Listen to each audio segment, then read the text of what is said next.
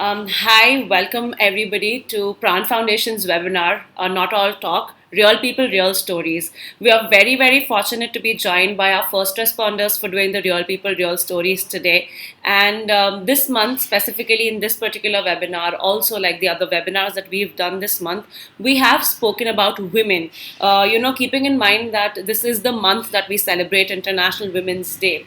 So today we have been fortunate and are very glad to bring women from different and various walks of life to share their stories with all of you.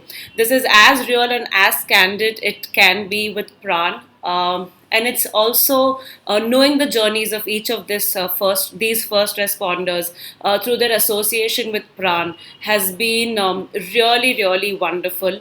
So, without further ado, we're going to get into introducing ourselves, and we'll like just jump into what we want to hear from these beautiful, marvelous, and very gorgeous women.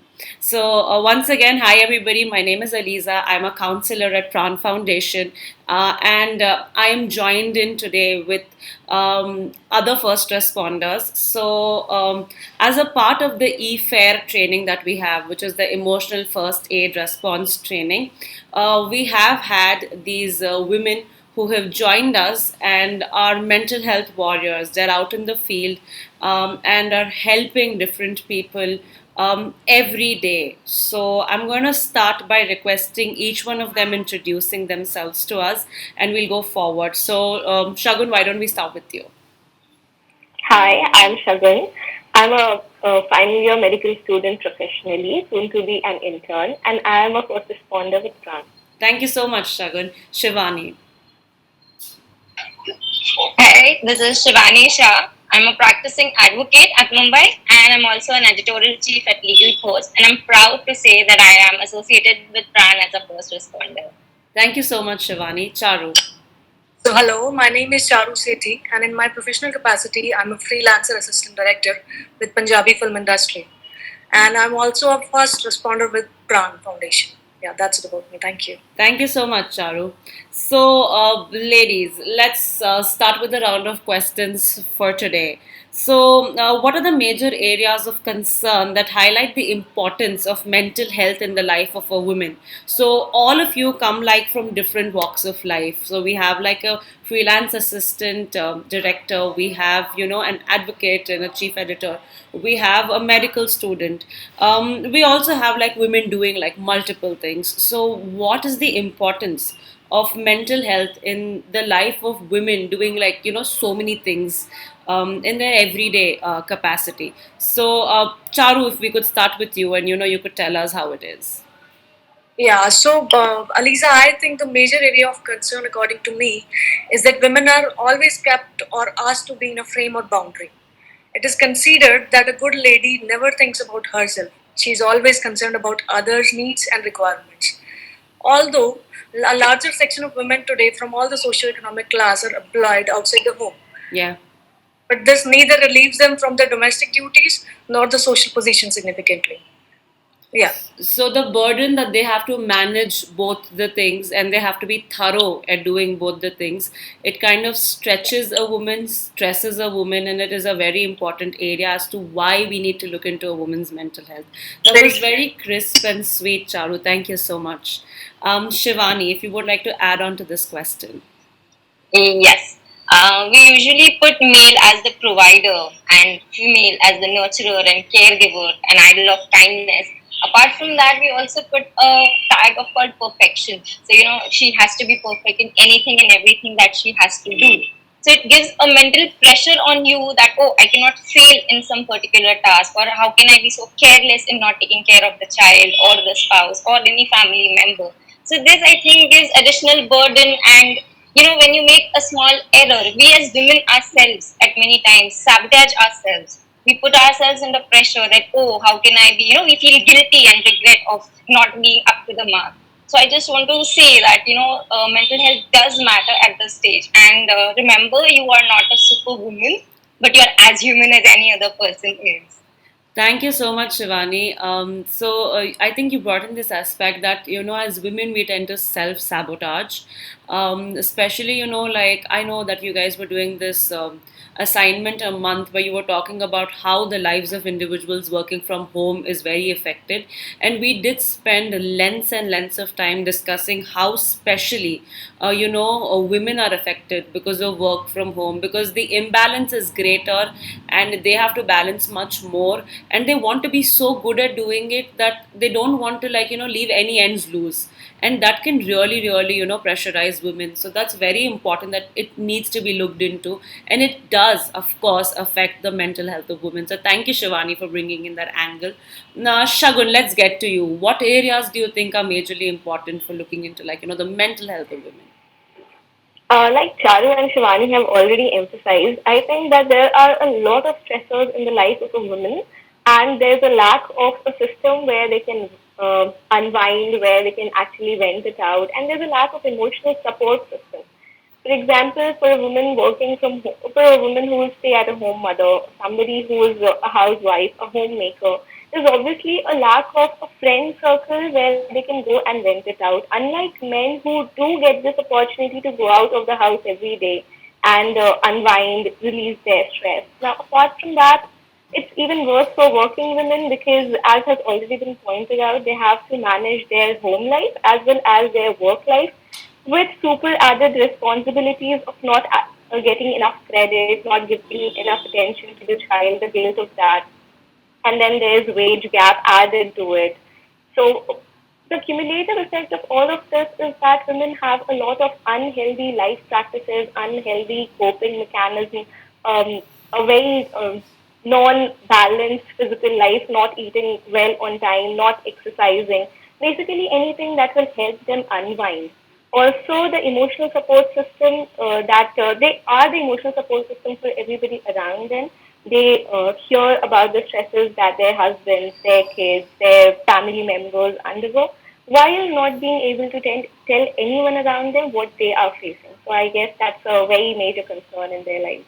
That's absolutely true, Shagun. I think so. So even when I have been working in, like, I've been working for a major part of my life, and it's easier said than done. So after maybe a Friday or something, the men or everybody for that matter in the team wants to go out, but I've always found it difficult, especially for married women, to just go out and like just unwind, because Friday is like it's close to weekend. Your children are home or your husband's home. You're expected to get back, and you lack a social circle. Like, even I think when you were talking about how if you're a stay-at-home mother, or you are a homemaker for that matter, your social life is actually very restricted. It is very limited to a handful of people, and उन लोगों की life में then there are so many other people.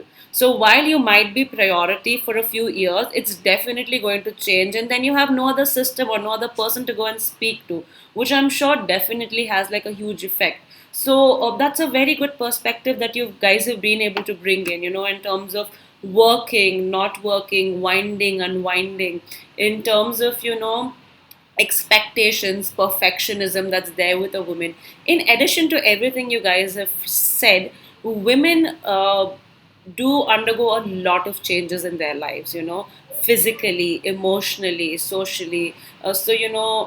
Specifically, like internally, when they're expected to, like, when they move from one phase to another, due to the hormonal changes, which, and it could be everywhere, like it could be during puberty, it could be every menstrual cycle, it could be every pregnancy, it could be menopause. So all in all, their hormones are always like changing, and there is nobody, I mean, let alone speaking about it, there is nobody who's actually going to understand what's happening. So that then again makes it very very difficult for women to open up.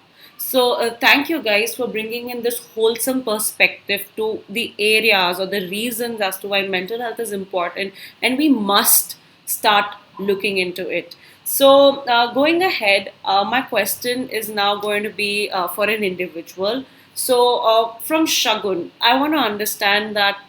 So, you just shared with us that you're a medical student, and you're soon to be an intern. So I wanted to know, what are the challenges you face while deciding to step into such a demanding profession, keeping your future in mind. And I'll tell you why. Because I have done like my BPC, or like botany, zoology, physics, chemistry. I did give my MBBS entrance, okay, and I did not take it up further because of XYZ reasons. But even when I was considering to become a doctor, there were a lot of challenges or a lot of questions that I ended up asking myself, which happens with a lot of women out there. So, what were your thoughts when you were taking such a demanding profession? I'm so glad you asked this question. So I'd like to take you back to the time when I was deciding whether or not to become a doctor. So I was taking feedback from everybody, my family, my friends, and people around me. And you would find it very shocking to actually accept the fact that as a person who had just passed class 10th, the points that were raised were to find a profession where I can actually move from one place to another because of the fact that my husband might be settled at a different place. And then they also raised the point that I'll have to take a profession where I would have the liberty of taking a maternity leave for say a year, take a break from my profession so that I'd be able to nurse a kid. All these concerns were raised when I was myself a 13 or 14, maybe 16-year-old child.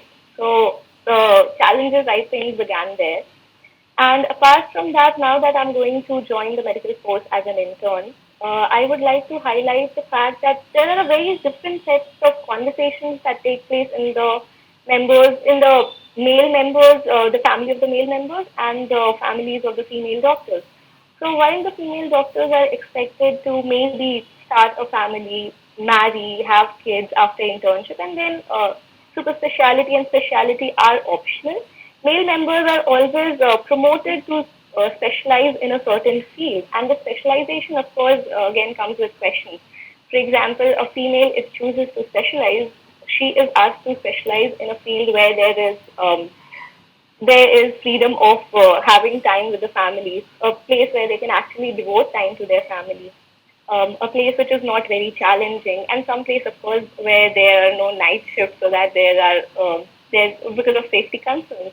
While a male doctor is promoted again to select a super specialization or specialization of their choice, something which interests them, which I find very demeaning.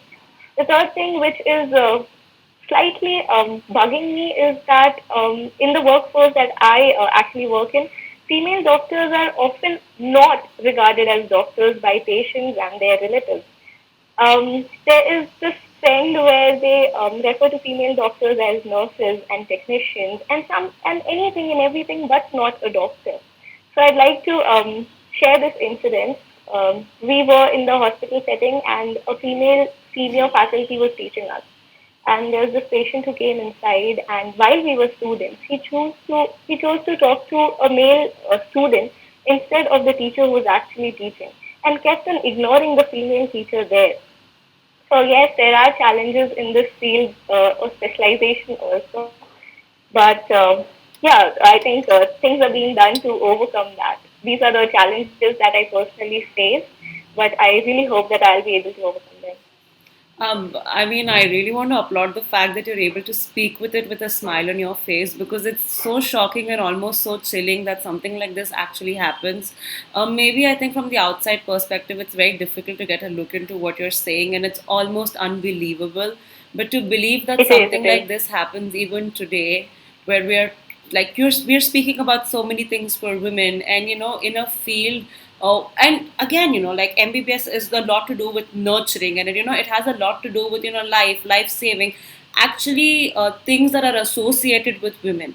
If in a field that way, it's still so challenging, so it's absolutely not going to shock me if something so similar happens in other fields.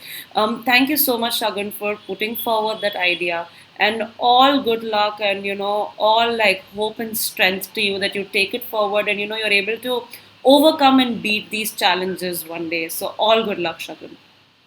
Thank you, thank you. All right. So now my question is going to go to Charu.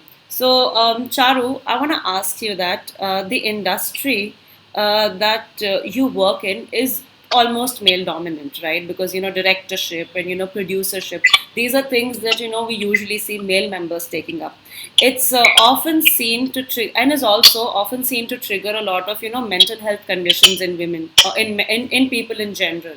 like so depression, anxiety, alcohol use, abuse, addiction. These are very common things that we do see in this particular industry. So how do you work through these aspects of being first of all, for the lack of a better word, being kind of a minority gender, also dealing with like a lot of mental health stressors in an everyday life? Thank you for asking this question, Aliza. So, in this industry, I think you have to be headstrong because the trigger to isolation starts from the day one when you decide that you want to be a part of this industry, as it is still considered to be a taboo to work in entertainment world. True. Also, when you see things like women with no caliber get selected over a talented one, if she's ready to consider those aspects, which has nothing to do with with the creative side of the film. So this makes feel a bit disappointed to people who genuinely work or want to work or make a difference by their work. And I would say like constant media attention, and even your friends sometimes when they see you on TV with like stars or giving some interview, they feel that you are having a happening life, but you know that you are the first one to come on the sets and the last one to leave after doing work every single minute of the day. So, and you know that sharing a shooting set with actors doesn't make you star. For that, you will have to prove yourself all the time. You need to have self belief in you. You need to learn fast and more than your male counterparts. And the knowledge is the only key to success. And I think these are the only attributes which can keep you away from depression, anxiety in this industry. So I think this is all what I want to say about it. Yeah. Thank you so much, Charu. I think you bring in the aspect of how, in this world where, people might be willing to compromise, or people might be willing to take the shortcut to success, you still believe in, doing it, the harder way, or you still believe in, knowledge and talent over any compromise. And hats off to you. And, the fact that you're ready to work, so hard to get to the place that you want. And also, when you speak, there's this absolute clarity of vision where, like, you know where you want to go, and that's like umpteenly important. So thank you so much for that, Charu, for your response to us. Now, moving our question to Shivani. So, Shivani, what are the major challenges that women face in navigating careers and professional development while managing a kid, or, like while having a child? So, you have told us that, you're also doing so many things, like, you're practicing, you're like, working in multiple spaces. You also have a child, right? So, how is it easy for you to like manage through all of this? So yes, I would want to clarify. I have a niece at home, You have a niece at who home. is yes, who is acted as a child for me because he stays with me more than he stays with his mother. But yes, I would take him as my child. Um, So yeah. so just to rephrase, so do you see like women? So I'm sure you see at home that there is a child, and then there are women who are willing to work. So how does it work with a woman at home who's willing to work, also managing a child? So how does it work? Yeah, I would share that. I have observed at my home and with many friends of mine. It is really very challenging. I have seen my sister working throughout. I mean, she is also having work from home culture. Um, Leaving her aside, I would say how I deal with him. I could not neglect the child when he wants and when he demands that I want to play with you or I want you to be around. Uh, Plus, this pandemic is a season where we all are confined into one places where we could not find him to we cannot send him out to parks or gardens. It is he has the family members that he's seen. There are just four people in the family, and I want time from them. And being a 2-year-old child, he's very super zealous, you can say, enthusiastic, and wants to learn so many things out of it. The moment where he wants complete time with you, that okay, I want to stay with you or I want you to be here, and when we are already working from home, we have our social responsibilities, we have our work and job roles that we need to cater to, and also at the same time taking care of the child and facing the pandemic. All this has brought really a lot of challenge, and super challenge that I could say is that there is no clarity between personal and professional life. And to add to it, kids to manage and maintain. Initially, what we used to do is we used to get our own time when the child is sleeping. That was maybe in the afternoon when he sleeps, and where you can work only in the night. What we used to do was work in the night. We had no option to, I cannot tell my work profile pages that, I cannot work during the day, I'm going to work at night. It was me who had to manage and oblige with my, who has to oblige with my professional duty. So eventually what we turned out is we started working in the night where we can get our own time, no disturbance, and focus on the work. Initially, it was good, complete silence, short coffee breaks here and there, 5 to 6 hours to myself that I can get my work done with. Eventually, it triggered that I started facing fatigue the whole day, lack of sleep, less hours of sleep, no me time. Like, the whole day I am either busy in helping and doing social jobs, getting my work done, getting associated. There are client meetings. Like I said, I'm an advocate. To go and appear before the court, have client meetings, have other council meetings and all. So it was so much of a task to do that I started feeling irritated, frustrated. I used to get upset on very petty issues. I could sometimes yell on, I mean, without a reason. My mom also used to say, "What is the reason to get angry behind such a petty issue?" And then I realized it is triggering me. I am going on a wrong way.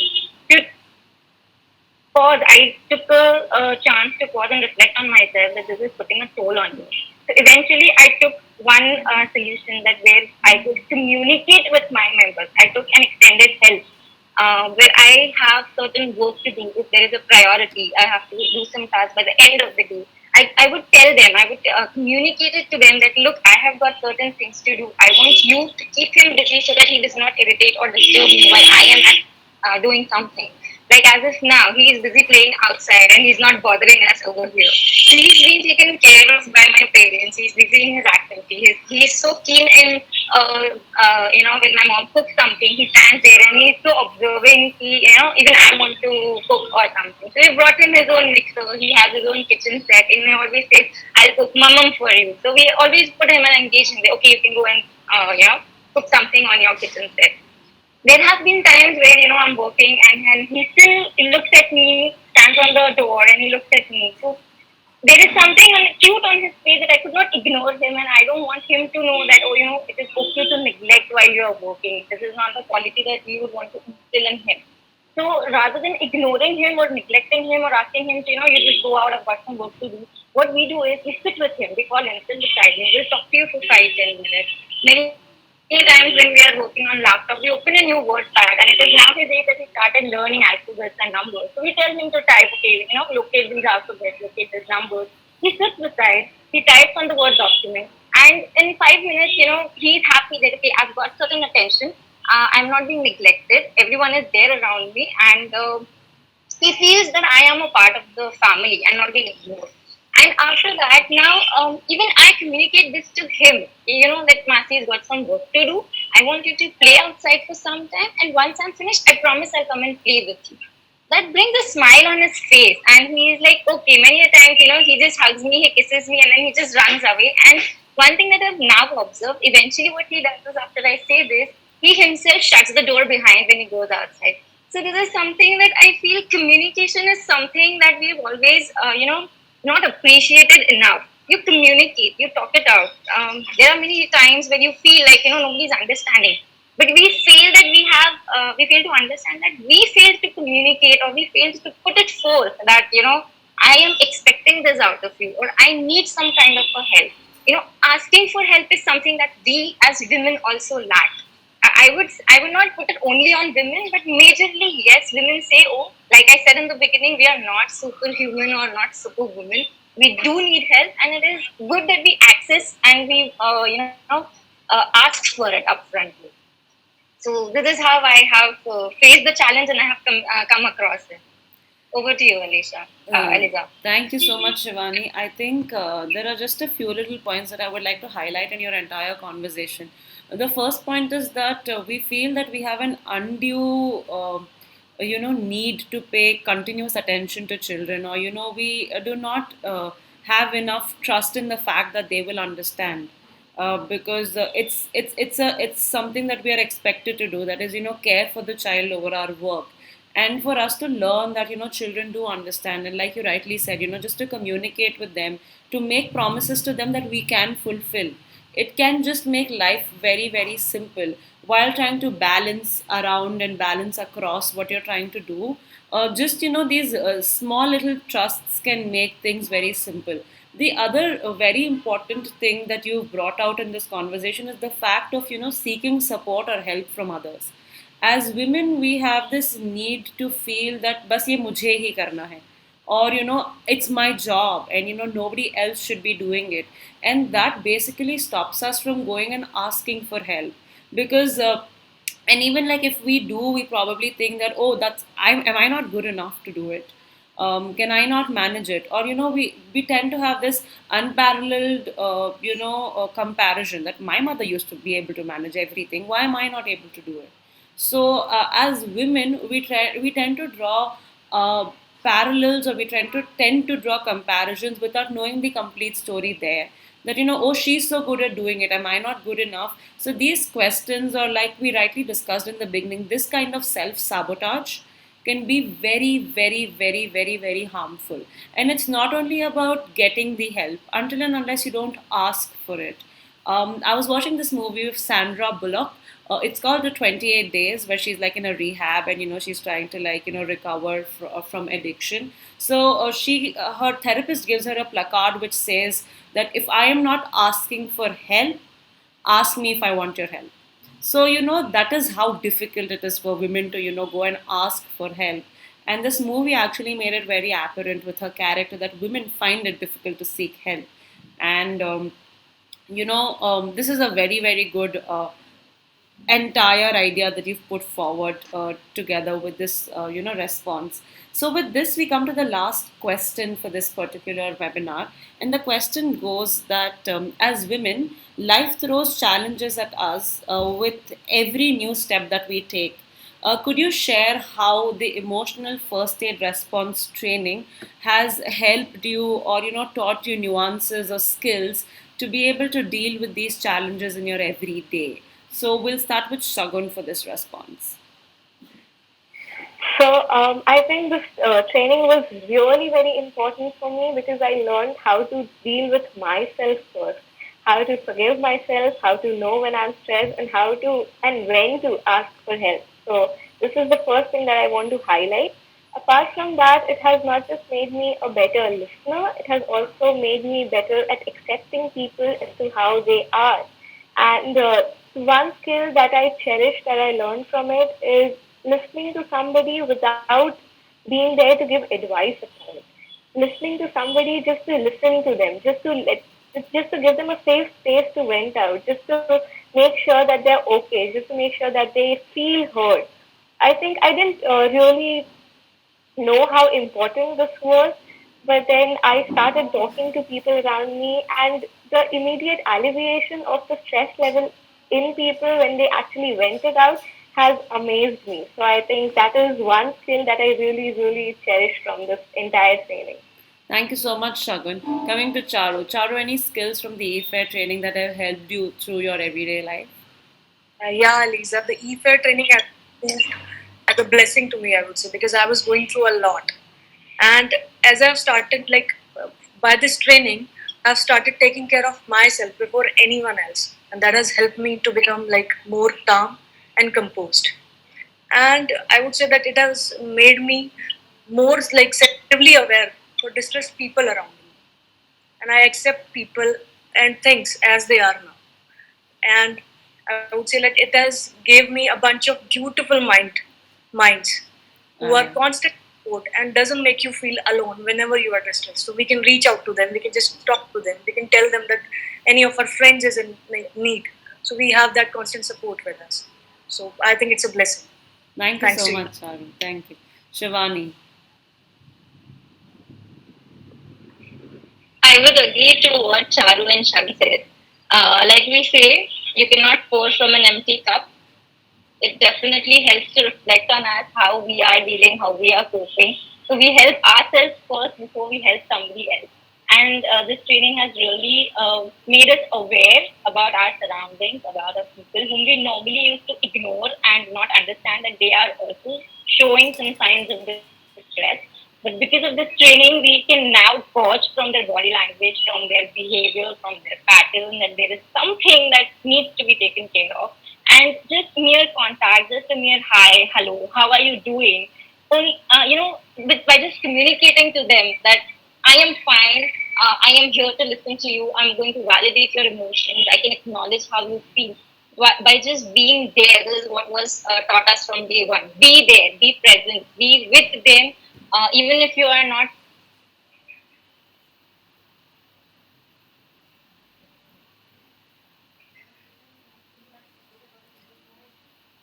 Hey, Shivani, I think you're stuck. And this is going to do one thing. Openly venting themselves and sharing their emotions, how they feel. So this is something that I really, happy about, that I could do something for my friends, for my family, and give back to the society. So I'm really grateful for this opportunity. Thank you so much, Shivani. All right, so this kind of brings us to the end of the formal session of the webinar. However, this year, the 2021 theme for the International Women's Day is "I Choose to Challenge." So, since we are still in the month, I would actually want to take this opportunity to go forward and do this "I Choose to Challenge."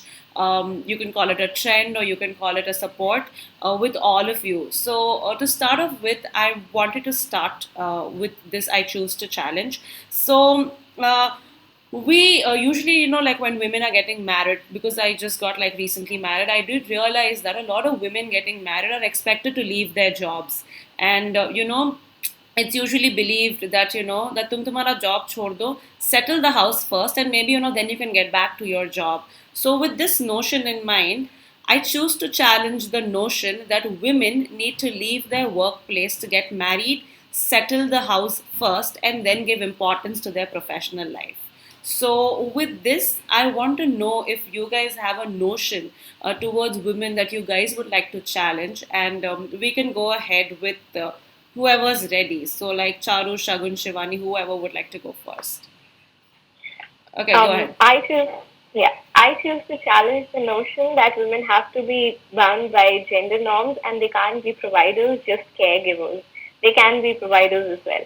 Thank you so much, Shagun, for that challenge. Charu, Shivani, go ahead. Yeah, yeah, okay, Shivan, go. Thank you. I want to go ahead with the notion that marriage or pregnancy do not define your work culture, and you can be equally present at home and office and manage everything if you are determined to. But you cannot go to them or decide for them. Thank you so much, Shivani. Charu. So, as you said, Aliza, I'll go with yours one. Like, women can do work as well, and they can handle their married life as well. Like, they can hire people, they can earn money, they can give like opportunity to other people to work for her at home also. Like, she can employ people and say that okay, I'm earning this much, I'll give this proportion of my salary to a person who can work for me at home. So she can balance this thing. So this is what I would challenge. So, why don't you just go ahead and do this? That I choose to challenge the notion that women can Yeah. balance work and home. Yeah, so I choose to challenge the notion that women can balance work life and family life as well at the same time. Thank you so much, all of you. It's been quite a good discussion. It's been quite enlightening for me to be able to understand perspectives and lives of women from various walks of life. Thank you so much for agreeing to do this webinar. Just I usually say this, that more power to you, and I am a big fan of self care, and each one of you today has spoken about how it is so important for us to take care of ourselves, and how the e-fair training has provided you with the opportunity to learn the fact that taking care of yourselves is essential. And it's been a very good discussion, a very thorough one. Thank you so much for agreeing to do this. And once again, do take care of yourselves. You're all doing marvelous and brilliant in your professional lives. You're all doing great as first responders, because we do get to hear to you very often. And it's great to be able to listen to you guys. So, thank you for agreeing to come. Have a great day. And I'll see you all soon. Thank you, guys. Bye. Thank you so much, Aliza. Thank Bye. you. Thank you, Thank you. Anita. Thank you for the opportunity. Bye. Bye.